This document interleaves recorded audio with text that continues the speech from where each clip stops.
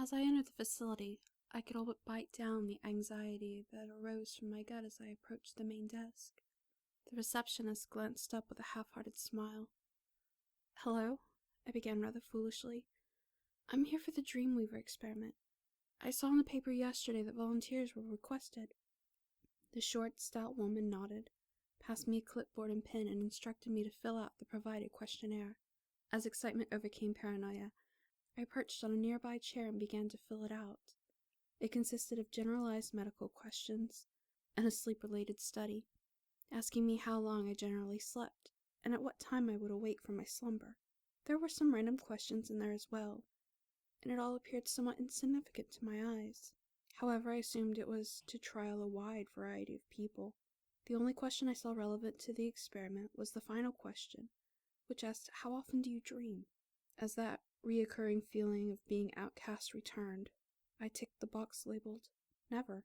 I cannot pinpoint a single memory in my evanescing childhood where I had a dream, and truth be told, that is the exact reason I took an immediate interest in the experiment when I saw it advertised. An experiment to study how the brain replicates what it sees in the dreams. A new machine, named Dreamweaver, was capable of recording and replaying dreams.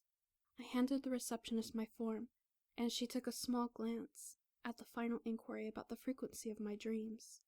She must have been contented, because, to my surprise, she indicated to the double doors at the right and informed me that Dr. Mace will be waiting through there.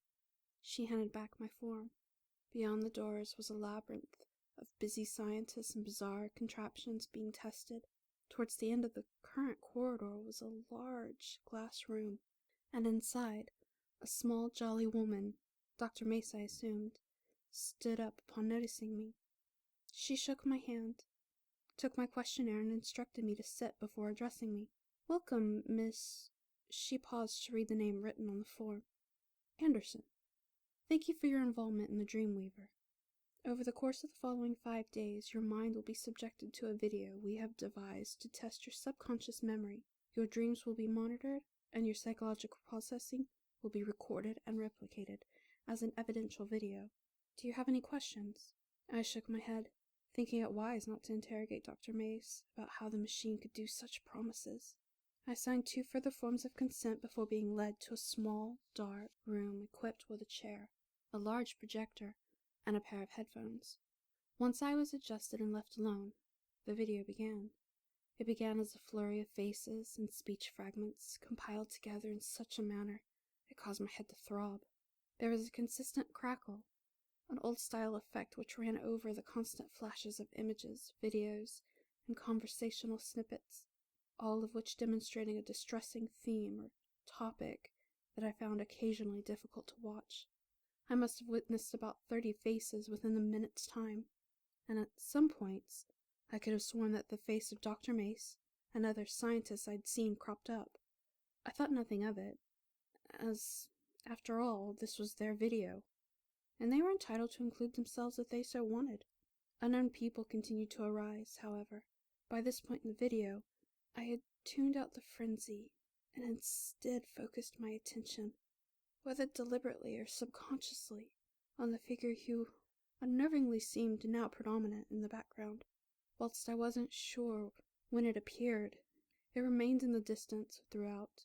From the said distance, it was difficult to distinguish any set characteristics or features. All I could decipher at this point was its figure, fully black, tall and bulky, with wide shoulders and elongated claws which stretched down to the floor. And whilst I could not see its eyes, or any of its face for that matter, something about its gaze was unsettling, unnatural, as if somehow it was returning my stare. The scenes began to escalate in severity, and yet I could not focus on them. I was drawn to this figure, that figure that emanated something dark and fearful that I simply couldn't describe in words. The video came to an end, and only now the impact of the cacophonous screaming, moaning, and shouting became apparent. My head pulsated and my eardrums screamed for pity. I was returned to my room, assured by Dr. Mace that headaches were predicted side effects and that I had nothing to be concerned about. I was now to get some rest, 2 other scientists, Dr. Wester and Dr. Cole, connected me to the Dreamweaver. I had presumed that the machine would alight or make some sort of noise, but it remained dormant. Perhaps as not to disturb my sleep. It felt like a second, but I was awoken by the radiant sunlight through the window. Groggily, I sat up, having no recognition, as usual, of even falling asleep. At first I felt guilty that I'd wasted their time and failed the dream experiment. But to my surprise, Dr. Mace came bursting in. "Come quick," she demanded, guiding me to the room with the projector. "It worked. It actually worked. Take a look." The projection started. Before my eyes appeared the room I had slept in, and I could see myself, set in the middle of the room. This is my dream?" I asked. "Yes, it's what we call a third-person perspective. Very common." I continued to watch, waiting for something to happen. Looking around the screen desperately, that's when I saw it. I didn't know at which point it appeared, whether it had been there from the beginning, or whether it only just materialized. But I could see it clearly now. Beyond the window in the dark depths of my subconscious reality, it was the figure from the video, and I couldn't escape its glare. Its sinister stare was captivating. "That," I pointed slowly, "that's from the video." "What is it?" Dr. Mace let out a brief chuckle, unexpectedly maniacal. "That is the Weaver," she said blatantly, as if I should have known that fact. "He is nothing more than a feature of the video, that's all." There was nothing more on the topic. I was skeptical, yet I decided to go with what she said. The dream lasted a good hour, but nothing significant occurred, and I soon lost interest. Over the next few days, their experiment continued. I would watch the video, sleep, and re-watch my dream in a continuous cycle. According to Dr. Mace, the video remained the same. However, I believed differently. I can't say whether what I thought was true, or whether it was just my imagination, but the Weaver seemed to get closer to the screen each night. By the 4th night, he was so close I could clearly determine his facial features. Dark, pitted eyes. So dark it was hard to decipher what the pupil was and wasn't. His smile was broad, upturned, primitive, and animalistic, and he continued to look at me, look back beyond the screen, unmoving, unblinking. My dreams became progressively distressing. The previous silence was now replaced with constant whispers, although what was said remained a mystery. Chants and shouts, along with a dull, static sound. I could walk around the room, punch and kick the walls, rock back and forth, and demand that the torrent should stop. The Weaver had most certainly advanced to the point where he loomed at the glass of the window, tapping loudly on the pane with its bony claws, with a berserk smile plastered on its face. When Nightfall's video came to a chilling end, Dr. Mason nodded slowly at the other scientists behind her, and I was taken back to my room, much earlier than usual. However, this time, the procedure was somewhat different. I heard the door locked behind me. "Thank you for your cooperation, Miss Anderson." "The experiment is almost complete," Dr. Mason murmured, her footsteps disappearing down the hallway, leaving me in the silence and solitude of my own company. Strange. I hadn't been wired up to the Dreamweaver, and had not been shown the peculiar video that day. Why? I moved toward the ghastly machine, pulling on the wires, attempting to remember where they were connected previously. It was this exact point that I noticed something was missing. The machine had no power cable, nor was there a socket for it to be plugged into. I'd never noticed nor cared beforehand, but now I got a strange chill that ran down the entirety of my spine. A cold sensation of fear, dread, and realization. The machine had no power. The machine wasn't real. Only now did I notice something peculiar in the room, yet another thing that I had failed to see. At the top right corner of the room, above the door, was a small security camera. I slowly approached, placing each footstep cautiously, until I stood directly beneath it. I could see my reflection staring back at me, and from this reflection I saw not only my own terrified self, but the room around me at the same angle I had seen in the videos, perfectly tucked out of direct sight. It gave a broad view of the room, from a third-person perspective, that I'd slept in for the last 4 days. The window where that thing had visited me nightly. The chilling string of reality hit me hard. The tapes I had watched were not my dreams. They were video footage. The room became cold, dark, and empty.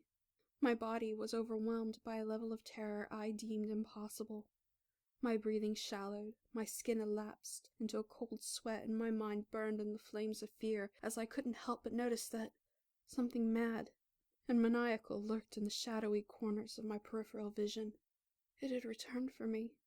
I turned my head, and as I did, the imminent silence was shattered. Whispering tore from nowhere, and yet it was everywhere, each whisper overlapping another in repetition. "The Weaver has seen you. He's coming for you. And once he's seen you, there's no escape." It remained to be the most predominant of statements which swarmed the room. The static buzz returned too, a form of numbness in my head that made me twitch uncomfortably. The Weaver was standing beside the window, with an animalistic gargle emanating from its hideous throat. Saliva oozed from its interlocking fangs, and dispersed as it snapped its neck a few times at freakishly apparent angles, before locking its perverse pits of eyes upon me. It took a looming step towards me, a steady outstretch of its bony, bulky limb whilst keeping its devilish head fixed upon me. Each stride brought it no less than a meter closer to my position against the wall, and each time the distance between us decreased. The severity of the situation intensified. Whispers quickly escalated into deafening bellows, screams, shouts, and moans. The buzzing had become a constant, loud whir that echoed off the walls and clung to my ears tightly. The Weaver took long, continuous strides until it stood just inches from my face. Its hot, clammy breath fell upon my skin as it continued to snap its neck and fingers, each time with a more sickening crack. I was drawn to its eyes. I couldn't look away, as it opened its gaping jaws, revealing rows of needle-like canines. I began to feel a burning sensation that spread across my entire body in seconds. I can only describe it as being thrown in a live, raging fire, and yet I did not flinch. I couldn't do anything except gaze acceptingly into the eyes of death. The noise around me had fell away to a small whisper in my ears. "The Weaver's seen you now." It lifted its arm and took my neck in the cold embrace of its claws. They felt like ice, and brought somewhat of a comfort to the magma under my skin. I had little idea of what was happening. I was lost in its eyes, transfixed in its ghastly gaze. It continued to breathe heavily, taking long, raspy breaths, as if it was struggling for air. Its claws, long blades of skin and bone, tightened, slicing into the soft, warm flesh of my neck. I felt no pain, only strange discomfort.